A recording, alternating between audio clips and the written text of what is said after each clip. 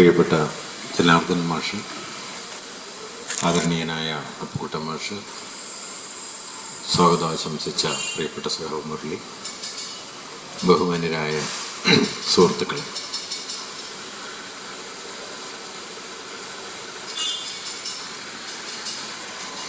മഹാഭാരതത്തിൻ്റെ ഒടുവിലെത്തുമ്പോൾ വ്യാസൻ്റേതായി ഒരു വലിയ വിലാപമുണ്ട്. ഊർധ്വബാഹുർവിരോമേഷ്യ നച കശ്ചിൽ ശൃണോതി മാം എന്നാണ്.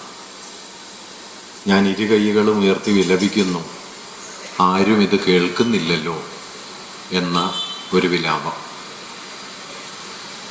ഒരുപക്ഷെ ജയിച്ചൊരു യുദ്ധം അവസാനം എന്തായിത്തീരും എന്നതിൻ്റെ കഥയാണ് മഹാഭാരതം. എല്ലാ യുദ്ധങ്ങളും അന്തിമമായി എല്ലാവരെയും തോൽപ്പിക്കുന്നു എന്നാണ് മഹാഭാരതം പറയാൻ ശ്രമിച്ച ഒരു കാര്യം. അത് തിരിച്ചറിയപ്പെടാതെ പോകുന്നുണ്ടോ എന്ന ഖേദം വ്യാസനെ അലട്ടിയിരിക്കണം.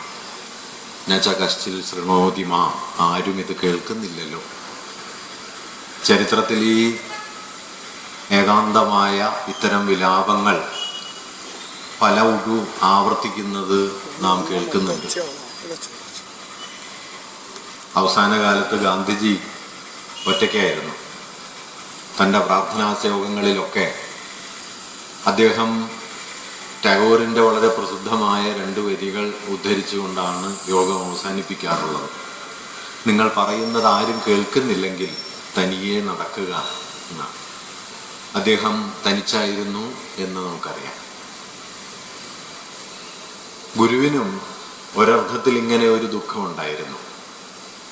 ജാതി നിർണയം എന്ന അദ്ദേഹത്തിൻ്റെ കൃതിയിലെ വളരെ പ്രസിദ്ധമായ ആദ്യ ശ്ലോകത്തിൻ്റെ അവസാന വരി അങ്ങനെ ഒന്നാണ്: ഹാ തത്വം വേത്തി കോപിന, ഈ തത്വം ആരും അറിയുന്നില്ലല്ലോ.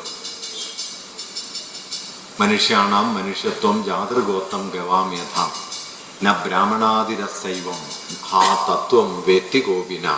മനുഷ്യന് മനുഷ്യത്വമാണ് ജാതി, പശുവിന് പശുത്വം പോലെ ബ്രാഹ്മണൻ മുതലായ ഒരു ഭേദവും നിലനിൽക്കുന്നില്ല എന്ന് പറഞ്ഞ് ഗുരു അവസാനിപ്പിക്കുന്നത് ഹാ തത്വം വേത്തി കോപിന, ഈ തത്വം ആരും അറിയുന്നില്ലല്ലോ. ഇങ്ങനെ അറിയപ്പെടാതെ പോകുന്ന ഒരു തത്വത്തെ ചൊല്ലിയുള്ള അവസാനിക്കാത്ത വിഷാദങ്ങൾ നമ്മുടെ ചരിത്രത്തിൽ നാം പല മട്ടിൽ കാണുന്നുണ്ട്.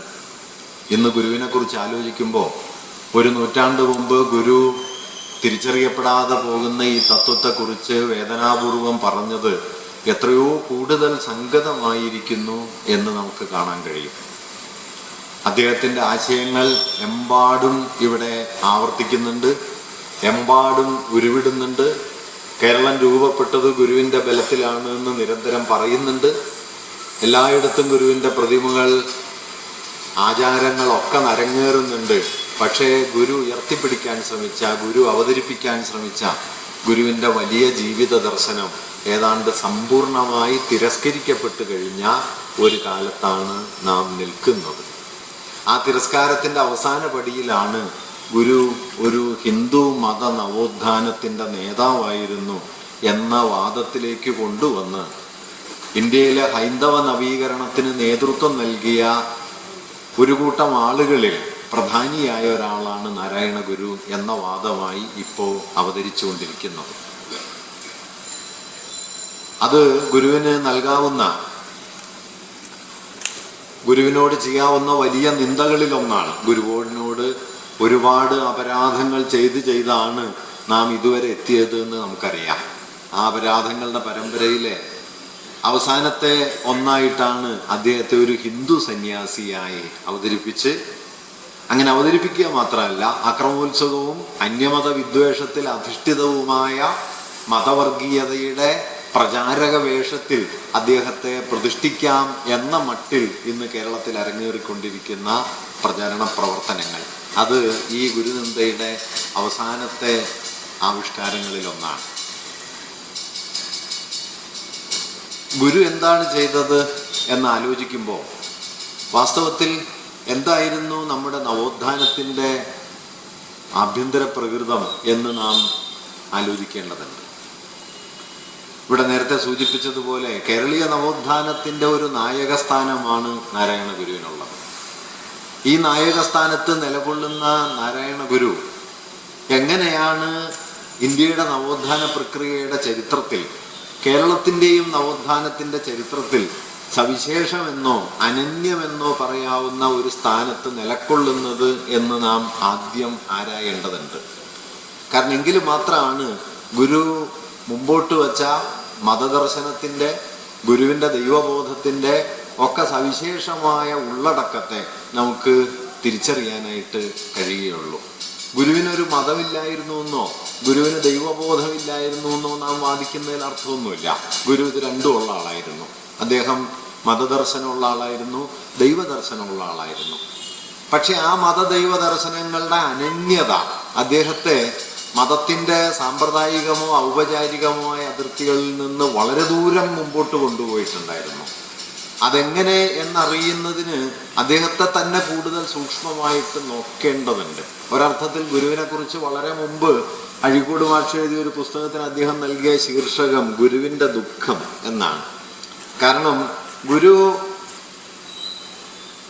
നടത്തിയ ഇടപെടലുകൾ, പല തലങ്ങളിലുള്ള അദ്ദേഹത്തിൻ്റെ ജീവിതാവിഷ്കാരങ്ങൾ പലതായി മനസ്സിലാക്കപ്പെടുകയും ഒരുപക്ഷെ അവ തമ്മിലെല്ലാമുള്ള പരസ്പര ബന്ധത്തിനകത്തു വച്ച് ഗുരു തിരിച്ചറിയപ്പെടാതെ പോവുകയും ചെയ്തു എന്നതാണ് ഗുരുവിന് സംഭവിച്ച ഏറ്റവും വലിയ പരാധീനത, ഗുരുവിൻ്റെ പിൽക്കാലത്തിന് സംഭവിച്ച വലിയ പരാധീനത എന്ന് പറയാം. പലതായിട്ടാണ് മനസ്സിലാക്കപ്പെട്ടത്. സമുദായ പരിഷ്കർത്താവായി മനസ്സിലാക്കപ്പെട്ടു, നവീകരണത്തിൻ്റെ പ്രതിനിധിയായി മനസ്സിലാക്കപ്പെട്ടു, ആധുനികതയുടെ അവതാരകനായി മനസ്സിലാക്കപ്പെട്ടു. ഇങ്ങനെ പല നിലകളിൽ ഇവയെല്ലാം തമ്മിലുള്ള വിനിമയത്തിൻ്റെ ആകത്തുക എന്താണ് എന്ന് മിക്കവാറും ആലോചിക്കപ്പെട്ടതുമില്ല. അതുകൊണ്ട് ആ നിലയിലൊരു ആലോചന ഇന്ന് കൂടുതൽ സംഗതമാണ് എന്നാണ് ഞാൻ കരുതുന്നത്. ഇന്ത്യയുടെ നവോത്ഥാന ചരിത്രം എടുത്താൽ നവോത്ഥാനമെന്ന് നാം പറഞ്ഞു പോരുന്ന പ്രക്രിയയുടെ സ്വഭാവം എന്തായിരുന്നു?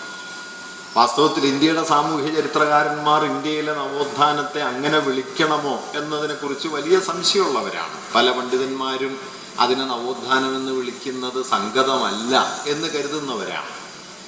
കാരണം നാം നവോത്ഥാനമെന്ന് വിളിച്ചു പോരുന്നത് ഒരു ഭാഗത്ത് മതനവീകരണവും മറ്റൊരു ഭാഗത്ത് ജാതി നശീകരണവും ഇനിയൊരു ഭാഗത്ത് ആധുനികവൽക്കരണവും അതുമായി ബന്ധപ്പെട്ട നാനാതരം പ്രക്രിയകളുമാണ്. ഇതെല്ലാത്തിനെയും കൂടി കൂട്ടിച്ചേർത്ത് നവോത്ഥാനം എന്ന് പൊതുവായി പറഞ്ഞു പോരുന്നു എന്നല്ലാതെ പാശ്ചാത്യ ചരിത്രത്തിലെ നവോത്ഥാന പ്രക്രിയയ്ക്ക് സമാനമായ ഒന്നും ഇന്ത്യൻ അനുഭവത്തിലില്ല എന്ന വിമർശനം അല്ലെങ്കിൽ എന്ന വിശദീകരണം സംസ്കാര പഠിതാക്കൾ, സാമൂഹ്യ ചരിത്രകാരന്മാർ ഒക്കെ ഉയർത്തിയിട്ടുണ്ട്.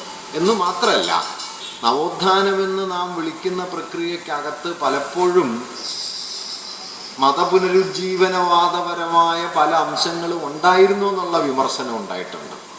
പുനരുജ്ജീവനത്തിൽ നിന്ന് ഒരു ചുവട് അകലം മാത്രമാണ് ഒരുപക്ഷെ നവോത്ഥാനമെന്ന് വിളിക്കുന്ന നമ്മുടെ പ്രക്രിയക്കുള്ളത് എന്ന് പല ചരിത്രകാരന്മാരും വിമർശനം ഉന്നയിച്ചിട്ടുണ്ട്. ഞാൻ അതിൻ്റെ വിശദാംശങ്ങളിലേക്കല്ല പോകുന്നത്. അതുകൊണ്ട് നവോത്ഥാനം എന്നത് നമുക്ക് ഒരൊറ്റ പ്രക്രിയയായി, ഏകശിലാത്മകമായ സാമാന്യമായ ഒന്നായി മനസ്സിലാക്കാൻ പറ്റാത്തൊരു കാര്യമാണ് എന്ന് ആദ്യമേ അറിയണം. അതിൽ ധാരാളം പ്രവണതകളുണ്ട്. അവ തമ്മിൽ ചിലപ്പോഴൊക്കെ നല്ല ചേർച്ചയുണ്ട്, ചിലപ്പോഴൊക്കെ നല്ല വൈരുദ്ധ്യങ്ങളുമുണ്ട്. അതുകൊണ്ട് തമ്മിലിടഞ്ഞും തമ്മിലിണങ്ങിയും നിലകൊണ്ട നാനാതരം പ്രവർത്തനങ്ങളുടെ ആകത്തുകയായിട്ടാണ് നവോത്ഥാനം ഇന്ത്യയിൽ അരങ്ങേറിയത് എന്ന ധാരണയ്ക്കകത്തു വച്ച് നമുക്ക് ഗുരുവിൻ്റെ നവോത്ഥാന സ്ഥാനം എന്തായിരുന്നു എന്ന ചോദ്യം ഉന്നയിക്കാൻ പറ്റും. ഇന്ത്യൻ നവോത്ഥാനത്തിലേക്ക് കടന്നാൽ അതിൻ്റെ ഒരറ്റത്ത് 19-ാം നൂറ്റാണ്ടിൻ്റെ തുടക്കം മുതലേ ബംഗാളിലൊക്കെ അരങ്ങേറിയ മതനവീകരണപരമായ ശ്രമങ്ങളെ കാണാൻ പറ്റും.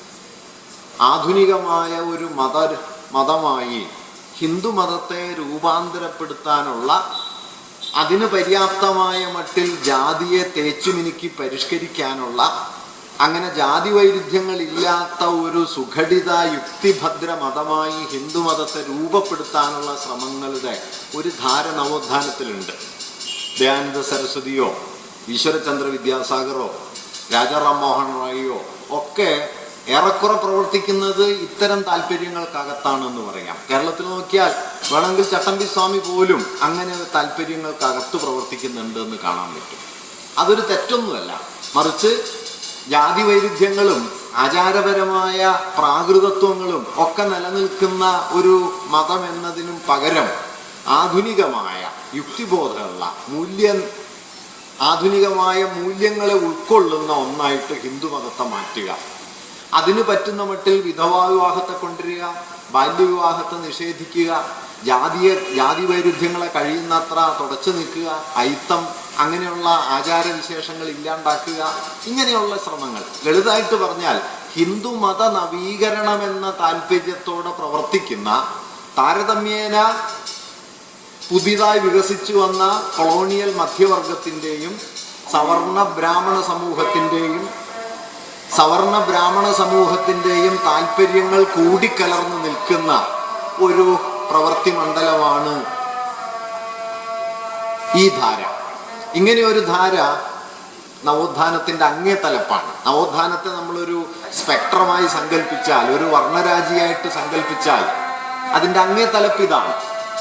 തിരിച്ചിങ്ങേറ്റത്ത് വന്നാൽ മതനവീകരണപരമായ യാതൊരു താല്പര്യങ്ങളും ഇല്ലാത്ത, ദൈവദർശനപരമായ അന്വേഷണങ്ങൾ യാതൊന്നും പ്രത്യേകിച്ച് വച്ചു പുലർത്താത്ത, കണിശമായും ജാതി വിമർശനത്തിലും ജാതി നശീകരണത്തിലും അധിഷ്ഠിതമായ, അതിനെ മാത്രം ലക്ഷ്യമാക്കിക്കൊണ്ട് ഒരാധുനിക സമൂഹ രൂപീകരണത്തിന് വേണ്ടി പ്രവർത്തിക്കുന്ന ധാരാളം പ്രസ്ഥാനങ്ങളും പ്രവണതകളും നമുക്ക് കാണാൻ പറ്റും. ഇപ്പൊ മഹാരാഷ്ട്രയില് മഹാത്മാ ഫൂലെ, രാമസ്വാമി നായ്ക്കർ, തമിഴ്നാട്ടില്, കേരളത്തിലാണെങ്കിൽ കെ പി കറുപ്പനെയും അയ്യങ്കാളിയെയും കെ പി വള്ളോനെയും ഒക്കെ പോലുള്ള ആളുകൾ, ഇവരെല്ലാം അടിസ്ഥാനപരമായി ശ്രമിക്കുന്നത് മതനവീകരണപരമായിട്ടല്ല. മതനവീകരണം എന്നത് അവരുടെ താല്പര്യവുമല്ല. ഒരു ഹിന്ദുമതത്തെ സംഘടിതമാക്കി ആധുനികമാക്കി സൃഷ്ടിക്കുക എന്നുള്ളത് അയ്യങ്കാളിയുടെ സ്വപ്നത്തിലില്ല, കെ പി കറുപ്പന്റെ സ്വപ്നത്തിലില്ല, കെ പി വള്ളോൻ അതിനെക്കുറിച്ച് ആലോചിച്ചിട്ടില്ല.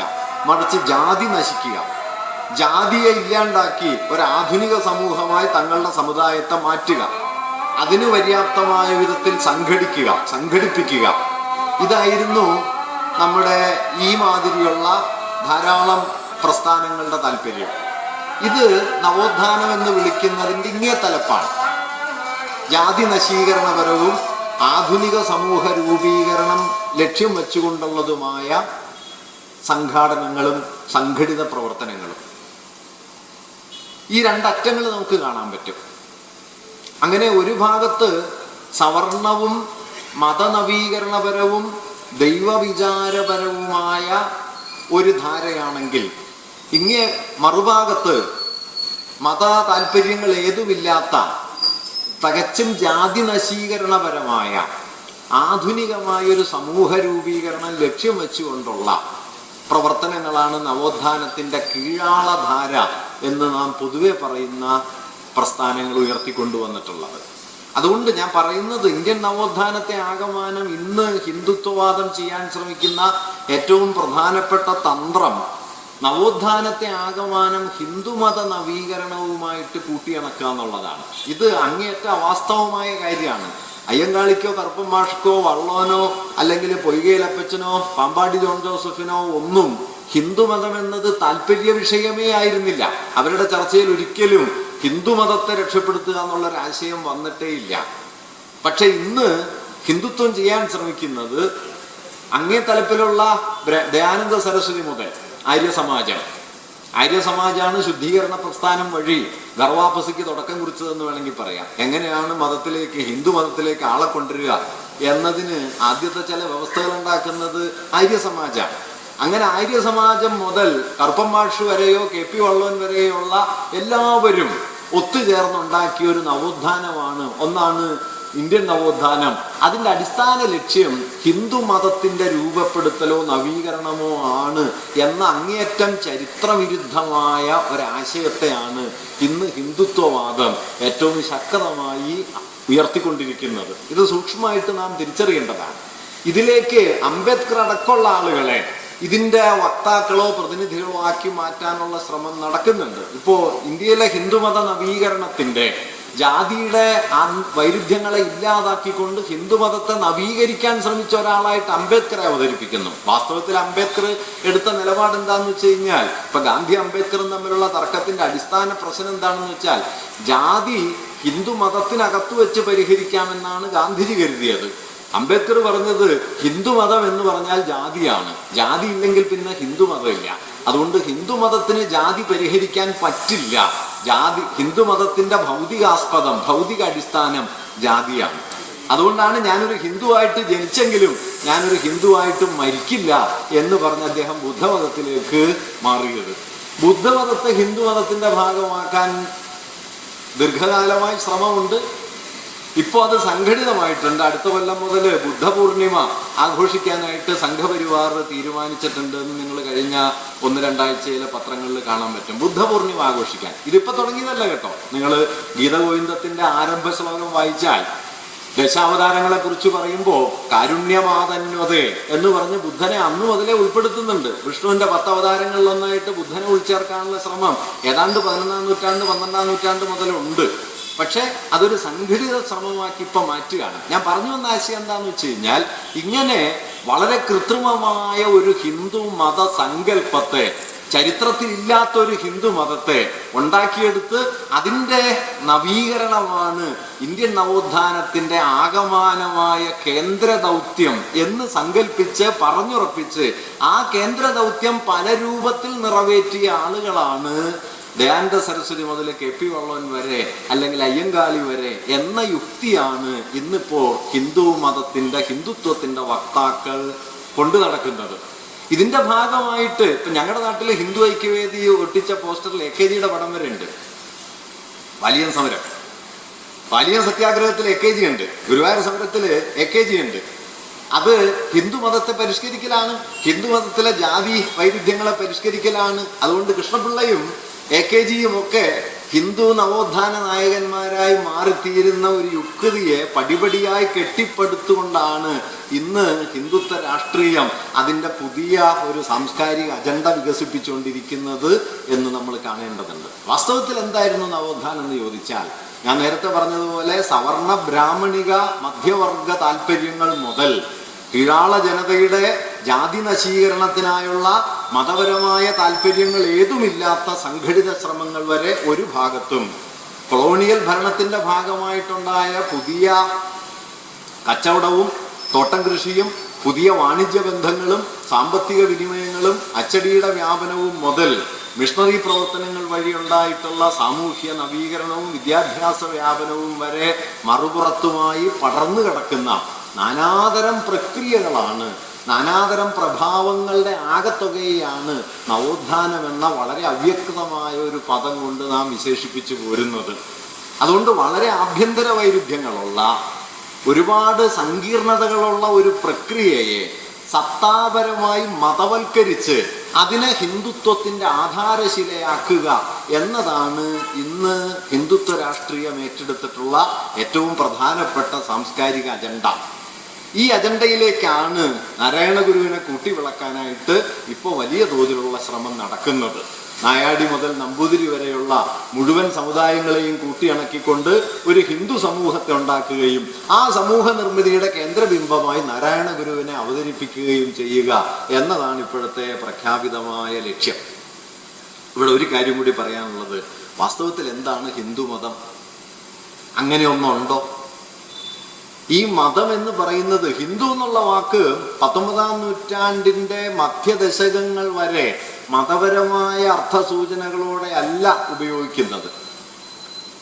ഈ വാക്ക് ഇപ്പൊ കഴിഞ്ഞ ദിവസം പത്രത്തിൽ നിങ്ങൾ വായിച്ചിട്ടുണ്ടാവുമല്ലേ, എന്താണ് ഈ ഹിന്ദു എന്ന് ചോദിച്ചാൽ അറിഞ്ഞൂടാന്നാണ് കേന്ദ്ര ഗവൺമെന്റ് പറഞ്ഞത്. അറിഞ്ഞൂടെങ്കിൽ പിന്നെ എങ്ങനെ ഹിന്ദു മതം ഉണ്ടായി എന്ന് ചോദിച്ചാൽ വലിയ പ്രശ്നമാണ്. ഭൂരിപക്ഷ മതം ഹിന്ദു മതമാണെന്നാണ് പറയുന്നത്. ഇതെന്താന്നൊരു നിശ്ചയമില്ല. ഇത് നിശ്ചയമില്ലാത്ത എന്താന്ന് വെച്ച് കഴിഞ്ഞാൽ ഇത് ഇന്ത്യയിലുണ്ടായ ഒരു വാക്കല്ല, ഇന്ത്യയിലുണ്ടായ ഒരു ആശയമല്ല. ഇങ്ങനെ ഒരു മതധാരണ 19-ാം നൂറ്റാണ്ടിന്റെ പകുതി വരെ ഇല്ലതാനും. വാക്കുണ്ടായതറിയാമല്ലോ, പേർഷ്യൻ ഭാഷയിലുണ്ടായ വാക്കാണ് സിന്ധു, സിന്ധുക്കൾ, സിന്ധു തീരത്ത് പാർക്കുന്നവർ എന്ന നിലയിൽ സിന്ധുക്കൾ എന്ന് ഉപയോഗിച്ചിരുന്നത് പ്രാചീന പേർഷ്യനിൽ മാറ്റി ഉച്ചരിച്ചാണ് ഹിന്ദുക്കൾ എന്നായത്. പദത്തിന്റെ ആരംഭത്തിൽ വരുന്ന സകാരം ഹകാരമായിട്ടാണ് പ്രാചീന പേർഷ്യനിൽ ഉച്ചരിക്കുക. അങ്ങനെ ഉണ്ടായ വാക്കാണ് ഹിന്ദുക്കൾ.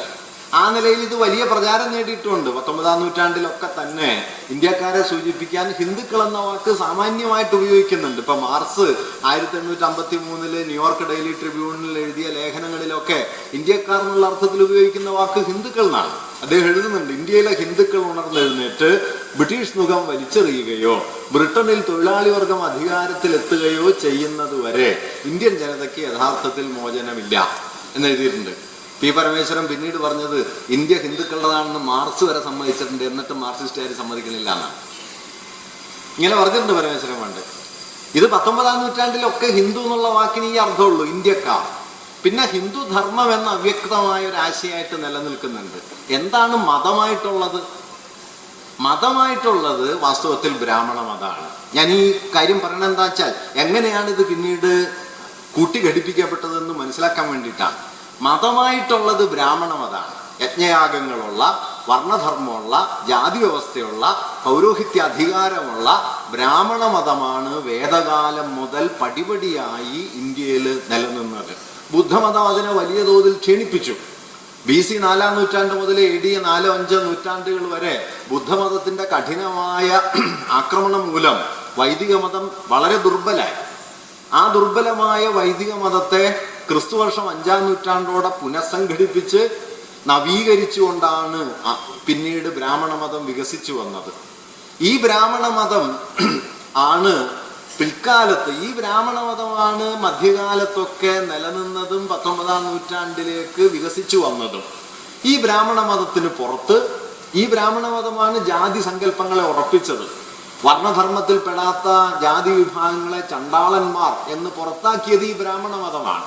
ഈ ബ്രാഹ്മണ മതമാണ് യജ്ഞയാഗ പാരമ്പര്യങ്ങളിൽ അധിഷ്ഠിതമായ ദൈവസങ്കല്പത്തെ ഉറപ്പിച്ചത്.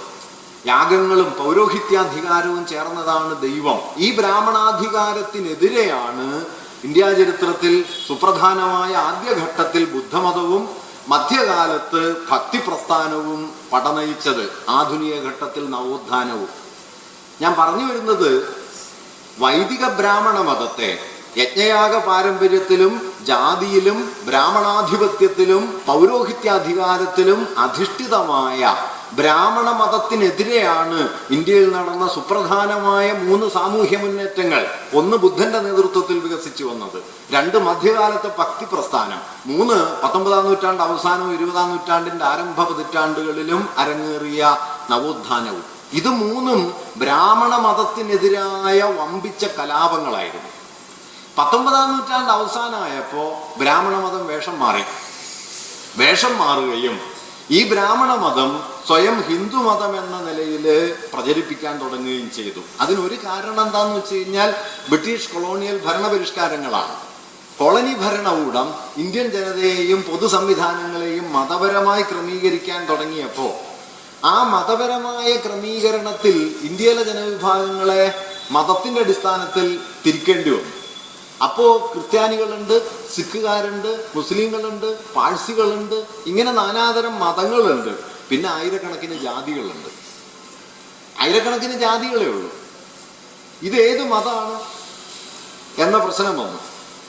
അപ്പൊ ബ്രാഹ്മണർ ഹിന്ദുക്കളാണ് എന്ന കാര്യത്തിൽ സംശയമില്ല.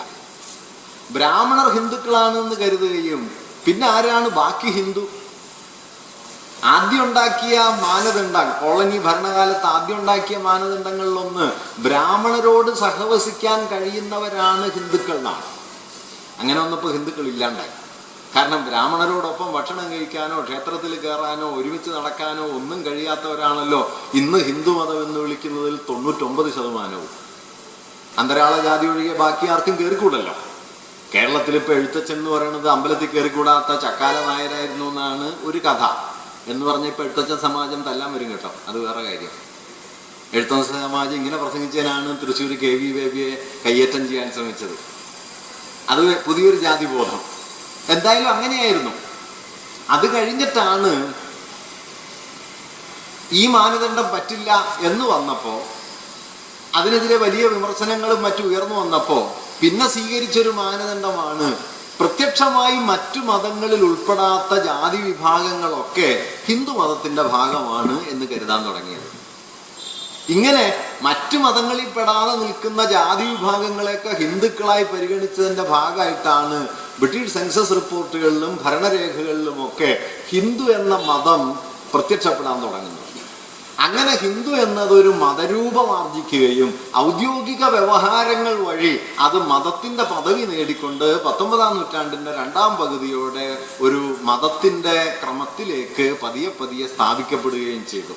ഇങ്ങനെ വന്ന സമയത്ത് ബ്രാഹ്മണ മതം ഈ ഹിന്ദു മതം എന്ന പേര് സ്വയം സ്വീകരിച്ചുകൊണ്ട് അതിലുറച്ചുകൊണ്ട് ഹിന്ദു മതം എന്ന ആശയം വികസിച്ചു വന്നു. അതുകൊണ്ടാണ് ഇന്നും ഹിന്ദു മതം എന്ന് പുറമേക്ക് പറയാം എന്നല്ലാതെ നിങ്ങൾ അകത്ത് നോക്കിക്കഴിഞ്ഞാൽ ജാതിയെ തന്നെയാണല്ലോ കാണുക. നിങ്ങൾ നോക്കിയാൽ മതം കാണില്ലല്ലോ. മതം പുറമെ ഇങ്ങനെ പറയാനുള്ള ഒരു സാധനമാണ്. മതത്തിന്റെ ഉള്ളിലേക്കൊന്ന് നോക്കൂ, മതത്തിന്റെ ഉള്ളിലുള്ളത് ജാതിയാണ്. ഇതാണ് അംബേദ്കർ പറഞ്ഞ പ്രശ്നം. ഈ ജാതി പരിഹരിച്ചാൽ പിന്നെ ഈ ഹിന്ദുമതം നിൽക്കില്ല എന്ന് അദ്ദേഹം പറയുന്ന പ്രശ്നം ഇതാണ്. ഞാൻ പറഞ്ഞു വരുന്നത്, അതുകൊണ്ട് ഹിന്ദുമതം എന്ന് പറയുന്നത് തന്നെ വിശാലാർത്ഥത്തിൽ ഇങ്ങനെ ഒരു മതമായി ചരിത്രത്തിൽ നിലനിന്നതല്ല. ഒരു ധർമ്മസംഹിത എന്ന നിലയിൽ ചില അവ്യക്തമായ ആശയങ്ങൾ നിലനിന്നിരുന്നു. ഉപനിഷത്തുകളെ കേന്ദ്രീകരിച്ചും ബ്രാഹ്മണങ്ങളെ കേന്ദ്രീകരിച്ചും വേദങ്ങളെ കേന്ദ്രീകരിച്ചും ഒക്കെ ഹിന്ദുധർമ്മം എന്ന ആശയം നിലനിന്നിരുന്നു. പക്ഷെ ഒരു മതരൂപം അത് ആർജിക്കുന്നത് കോളനി വാഴ്ചക്കാലത്തോടൊപ്പമാണ്. ഇത് മനസ്സിൽ വച്ചിട്ട് ഗുരു എന്താണ് ചെയ്തത് എന്നുകൂടി ആലോചിക്കേണ്ടതുണ്ട്. എന്താണ് ഗുരു ചെയ്തത്? ഗുരു ഗുരു എന്താണ് ചെയ്തതെന്ന് ആലോചിക്കുമ്പോൾ ആദ്യമേ പറയട്ടെ, ഗുരു ഞാൻ നേരത്തെ പറഞ്ഞല്ലോ മതബോധമുള്ള ആളായിരുന്നു, ദൈവബോധമുള്ള ആളായിരുന്നു. ഗുരുവിന്റെ മതം എന്തായിരുന്നു? അല്ലെങ്കിൽ നവോത്ഥാനം ഉയർത്തിക്കൊണ്ടുവന്ന ബ്രാഹ്മണ വിമർശനത്തിൽ, ബ്രാഹ്മണ മതത്തിനും വൈദികാചാരങ്ങൾക്കുമെതിരായ വിമർശനത്തിൽ അടിയുറച്ച നമ്മുടെ നവോത്ഥാന പാരമ്പര്യം ഏത് മതത്തെക്കുറിച്ചാണ് സംസാരിച്ചത്, അല്ലെങ്കിൽ അവരുടെ മതബോധം എന്തായിരുന്നു എന്നാലോചിക്കുമ്പോൾ മതം എന്താണ്, മതം എങ്ങനെയാണ് നിൽക്കുന്നത് എന്നതിലേക്കൊരു ചെറിയ സൂചന വേണം. മതം എന്ന് പറയുന്നത് മതാധികാരികൾ പറയുന്നത് പോലെ ഏകമാനമായൊരു പ്രതിഭാസമല്ല. ഏകമാനമോ സത്താപരമോ ഏകശിലാത്മകമോ ആയ ഒന്നല്ല മതം. മതത്തിന് ധാരാളം ആന്തരിക ശാഖകളോ വൈരുദ്ധ്യങ്ങളോ ഉണ്ട്. ഇപ്പൊ മതത്തിന്റെ ഒരു തലം എല്ലാ മതങ്ങളും മുമ്പോട്ട് വയ്ക്കുന്ന അതിൻ്റെ ദാർശനികമെന്നോ അതിൻ്റെ ദൈവശാസ്ത്രപരം എന്നോ ഒക്കെ പറയാവുന്ന ചില മൂലതത്വങ്ങളാണ്. ഓരോ മതവും അതിൻ്റെ കാതലായി സംഗ്രഹിക്കുന്ന ചില മൂല്യങ്ങളുണ്ട്. ഇപ്പൊ ക്രിസ്തുമതം സ്നേഹം എന്ന് പറയും. നിന്നെപ്പോലെ നിന്റെ അയൽക്കാരനെ സ്നേഹിക്കുക, ശത്രുവിനെ സ്നേഹിക്കുക എന്ന് പറയും. നിന്നെ സ്നേഹിക്കുന്നവരെ നീ സ്നേഹിക്കുന്നതിൽ എന്താണ് അർത്ഥം? അത് പാപികളും ചെയ്യുന്നില്ലയോ എന്ന് പറയും. അതൊരു മൂലദർശനാണ്, മതത്തിന്റെ ഒരു കാതലാണ്. ഈ മൂലതത്വമായി മതത്തെ ഉൾക്കൊള്ളുന്നവരുണ്ടോ? പ്രയാസ. മതജീവിതത്തിൽ ഇങ്ങനെ ഒരു മൂല്യമായി ഞാൻ പറയുക, ഒരു മൂലതത്വം അതൊരു മതത്തിനല്ല, എല്ലാ മതത്തിനും ഉണ്ട്. ഇപ്പൊ ക്രിസ്തുമതം സ്നേഹം എന്ന് പറയുമെങ്കിൽ ഇസ്ലാം സാഹോദര്യം എന്ന് പറയും. നീതി, സാമൂഹിക നീതിയും സാഹോദര്യവും. അല്ലെങ്കിൽ ബുദ്ധമതം കരുണ എന്ന് പറയും. അദ്വൈത വേദാന്തം, വേദാന്ത ഹിന്ദുമതം ഏകത എന്ന് പറയും. ഇങ്ങനെ ഓരോ മതത്തിനും മൂലതത്വങ്ങളോ അടിസ്ഥാന മൂല്യങ്ങളോ ഉണ്ട്. ഈ മൂല്യങ്ങളുടെ ഒരു സവിശേഷത എന്താന്ന് വെച്ച് കഴിഞ്ഞാൽ അത് വളരെ നൈതികമായ, വളരെ ധാർമ്മികമായ, വളരെ കൂടുതൽ സാർവലൗകികമായ ഒരു ശക്തിയാണ്. ഇപ്പൊ സ്നേഹം എന്ന് പറയുന്ന ഒരു മൂല്യത്തിന് ചരിത്രത്തിൽ ഏതെങ്കിലും ഒരു ഘട്ടത്തിൽ പ്രസക്തി നഷ്ടപ്പെടില്ലല്ലോ. കരുണ എന്ന് പറയുന്നതിന്, സാഹോദര്യം എന്നതിന്, ഏകം, ഈ മൂല്യങ്ങൾ ഒരർത്ഥത്തിൽ സാർവലൗകികമോ സാർവകാലികമോ ആയ മൂല്യങ്ങളാണ്.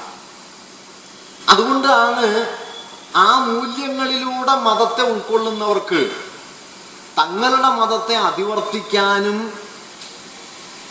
മതാതീതം എന്ന് വിളിക്കാവുന്ന ഒരു അനുഭവമായി സ്വന്തം മതബോധത്തെ കൊണ്ടു നടക്കാനും പറ്റുന്നു.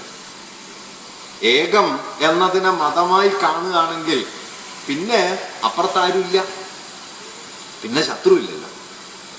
ഗാന്ധിജി അതുകൊണ്ടാണ് പറഞ്ഞത്, ഞാനൊരു ഉത്തമനായ ഹിന്ദു ആയതുകൊണ്ട് ഞാനൊരു ഉത്തമനായ മുസൽമാനും ഉത്തമനായ ക്രിസ്ത്യാനിയും ഉത്തമനായ സിഖും ഉത്തമനായ പാഴ്സിയുമാണ് എന്ന്. അതുകൊണ്ടാണ് ഗോഡ്സെ വെടിവെച്ച് വന്നത്.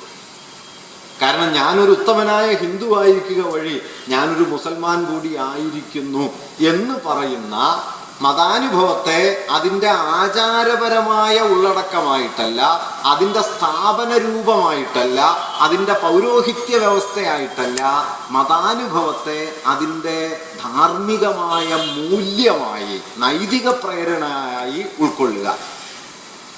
ഇത് മതത്തിനകത്ത് നടക്കുന്നൊരു കാര്യമാണ്.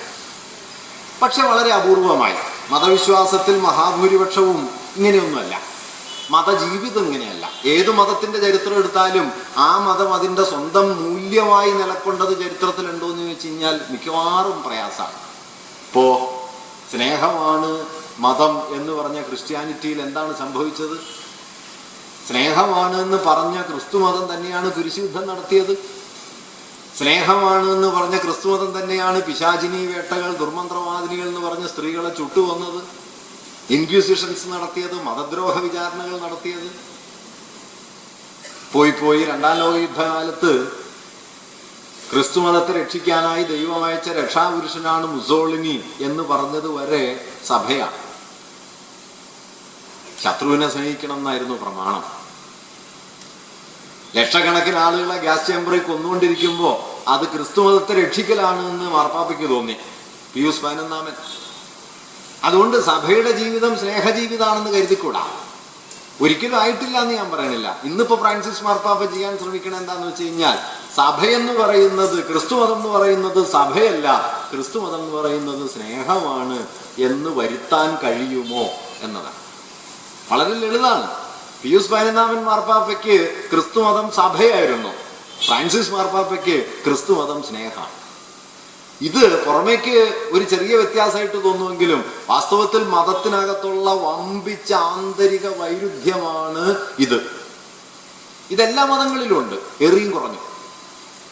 ഇസ്ലാം എന്ന് പറഞ്ഞ് സാഹോദര്യത്തിന്റെ മതമാണല്ലോ. വിവേകാനന്ദൻ പറയുന്നുണ്ട്, ആധുനിക ഇന്ത്യ വേദാന്തത്തിന്റെ ഹൃദയവും ഇസ്ലാമിന്റെ ശരീരവുമുള്ള ഒരു രാഷ്ട്രമായി തീരണം. വിവേകാനന്ദൻ പറഞ്ഞൊരു കാര്യമാണ്. സാഹോദര്യം എന്ന ആശയത്തെ ഇതുപോലെ സാക്ഷാത്കരിച്ച മറ്റൊരു മതവും ലോകത്തിലില്ല എന്ന് ഇസ്ലാമിനെ കുറിച്ച് അദ്ദേഹം പറയും. പക്ഷെ ഈ ഇസ്ലാം ചരിത്രത്തിൽ സാഹോദര്യം മാത്രമായിട്ടല്ലല്ലോ നിലനിന്നത്. ഇന്നിപ്പോ ഇസ്ലാം എന്ന് പറഞ്ഞിട്ടാണല്ലോ IS നിൽക്കുന്നത്. അതുകൊണ്ടാണ് IS ഇസ്ലാം അല്ല എന്ന് പറയാൻ ഇസ്ലാമിനകത്ത് തന്നെ ആളുകൾ ശക്തിപ്പെട്ട് പരിശ്രമിച്ചുകൊണ്ടിരിക്കുന്നത്. കാരണം സാഹോദര്യമല്ല, സാഹോദര്യം കൊണ്ടല്ലല്ലോ രാഷ്ട്ര കൈവെട്ടിക്കളയുന്നത്. അപ്പോ മതത്തിനൊക്കെ ഈ ആന്തരിക വൈരുദ്ധ്യമുണ്ട്. അതുകൊണ്ട് മതജീവിതത്തിന്റെ ഒരു ഭാഗം അതിൻ്റെ ധാർമ്മികമായ ഒരു പ്രേരണാശക്തിയെയോ നൈതിക മൂല്യത്തെയോ മുൻനിർത്തിയാണെങ്കിൽ, മറുപുറത്ത് മതം ജീവിക്കുന്നത് അതിൻ്റെ അങ്ങേയറ്റം സ്ഥാപനപരവും യാഥാസ്ഥിതികവുമായ രൂപത്തിലാണ് എന്ന് പറയാം. ഈ രണ്ട് വിപരീത വിരുദ്ധ ദ്വന്ദ്വങ്ങൾ, വിപരീത ധ്രുവങ്ങൾക്കിടയിലാണ് മഹാഭൂരിപക്ഷം വരുന്ന മനുഷ്യരുടെയും മതജീവിതം.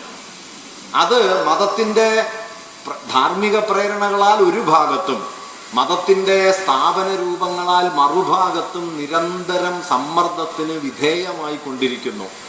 മഹാഭൂരിപക്ഷം സന്ദർഭങ്ങളിലും മതജീവിതം സ്ഥാപനപരമായ അധികാരങ്ങളാൽ നിയന്ത്രിക്കപ്പെടുകയും സ്ഥാപനപരമായ അധികാരങ്ങൾക്ക് കീഴ്പ്പെടുകയും ചെയ്യുന്നു. പക്ഷെ അപ്പോഴും കെട്ടടങ്ങാത്ത തീ പോലെ മതത്തിൻ്റെ ഈ ധാർമ്മികമായ ശക്തി ചിലപ്പോഴൊക്കെ പ്രവർത്തനക്ഷമത നേടുകയും, അങ്ങനെ പ്രവർത്തനക്ഷമത നേടുന്ന മതജീവിതം മതത്തിൻ്റെ ആചാരപരതയെ വെല്ലുവിളിച്ചുകൊണ്ട്, മതത്തെ തന്നെ പൊളിച്ചു പണിതുകൊണ്ട് ചരിത്രത്തിൽ പുതിയ രൂപങ്ങൾ ആർജിച്ച് മുന്നോട്ട് പോവുകയും ചെയ്യും. ഇന്ത്യയുടെ ചരിത്രത്തിൽ ഹിന്ദുമതം എന്ന് നാം വിളിക്കുന്ന ബ്രാഹ്മണ മതത്തിനകത്ത് ഇങ്ങനെ മതത്തിൻ്റെ ചില നൈതിക പ്രേരണകളെ മുൻനിർത്തി മതത്തിൻ്റെ സ്ഥാപന രൂപങ്ങളെ മറികടക്കാൻ ഇന്ത്യ ചരിത്രത്തിൽ നടന്ന വമ്പിച്ച 2 ശ്രമങ്ങളെയാണ് ആദ്യം നമ്മൾ ഭക്തി പ്രസ്ഥാനമെന്നും പിന്നീട് നവോത്ഥാനം എന്നും പറയുന്നത്. ഭക്തി പ്രസ്ഥാനം മുഖ്യമായും ചെയ്തത്, ദൈവത്തിലേക്ക് നിങ്ങൾക്ക് ഒരു വഴിയേ ഉള്ളൂ, അത് ഭക്തിയാണ് എന്നാണ്. അല്ലാതെ യജ്ഞയാഗങ്ങളും ബ്രാഹ്മണാധിപത്യവും ആ ബ്രാഹ്മണാധികാരത്തിന് കീഴ്പ്പെട്ട പൗരോഹിത്യവും ചേർന്നൊരുക്കുന്ന ഒരു വഴിയല്ല. നിഷ്കളങ്കമായ ഭക്തി, ആ ഭക്തിയാണ് ദൈവത്തിലേക്കുള്ള വഴി എന്ന് വരുന്നതോടെ ദൈവത്തിനും മനുഷ്യർക്കുമിടയിൽ പിന്നെ പൗരോഹിത്യത്തിൻ്റെയോ യജ്ഞയാഗ പാരമ്പര്യങ്ങളുടെയോ ഇടനിലകളില്ലാതാകുന്നു. അങ്ങനെ സാർവത്രികമായ ഒരു ദൈവാനുഭവത്തിന്റെ ആവിഷ്കാര സ്ഥാനം എന്ന നിലയിൽ ഭക്തിയെ പ്രകാശിപ്പിച്ചുകൊണ്ട്, ഭക്തിയെ സങ്കല്പിച്ചുകൊണ്ട്, ഈ ഭക്തിയെ പ്രകാശിപ്പിക്കുന്നതിനുള്ള ഉപകരണമായി, ഉപാധിയായി നാമസങ്കീർത്തനത്തെ ആവിഷ്കരിച്ചുകൊണ്ട് ഭക്തി പ്രസ്ഥാനം വികസിച്ചു വന്നു. അങ്ങനെയാണ് നാമസങ്കീർത്തനം എന്ന് പറയുന്നത് ഇന്ത്യയിലെ പ്രധാനപ്പെട്ട ഒരു പ്രവണതയായി തീർന്നത്.